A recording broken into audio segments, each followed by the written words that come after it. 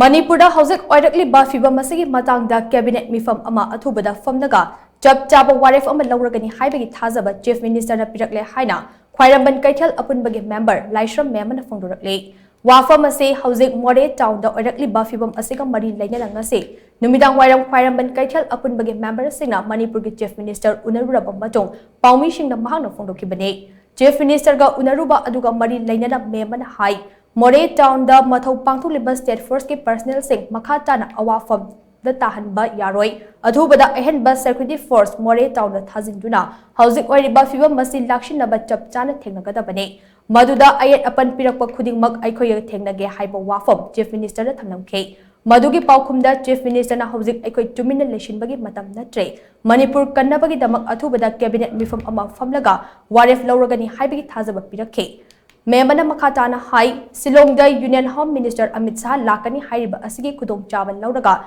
Manipur oirakliba phivam amadi Security Advisor Kuldip Singh na pairiba fam ase, Chief Minister na oina painaba Amit Shah da taknagadabani haiba wafam, Chief Minister mafam da thamke. Karigumba Kuldip Singh na pairiba fam ase, Chief Minister da sinaraklabade, housik lairiba security ki ahoba sing asin lairoi. Loina na Assam Rifles lairiba makai Manipur ki irang noshin mangamloi. Athubada makoi sing ase Manipur da gil lokthok kinaba Union Home Minister Amit Shah da taknaba mathok tai haiba wafam sing su khanghalamke. Maduda Chief Minister gi maikai dagi su Union Home Minister Amit Shah na Silongda lakadoriba asigi kudong chaba lauraga unanaba thaurang tawgani haibagi thajaba piraki haina memana makhatana phongdorakli.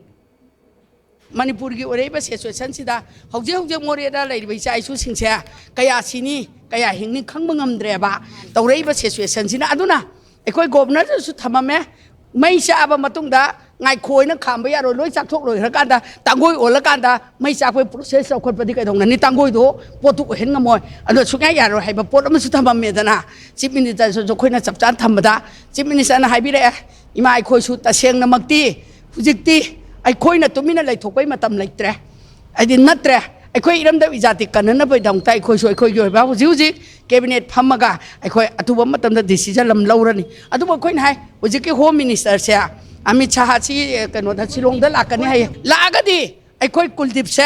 mangon da piriba power se loin tok piraga CM na paibiro paira kanda situation ai khoi ki Manipur ki situation khangba Chief Minister na pairaga sida sini sinena ahoba sing do loi men ga dawni Kuldip Singh hadi kai ta haitre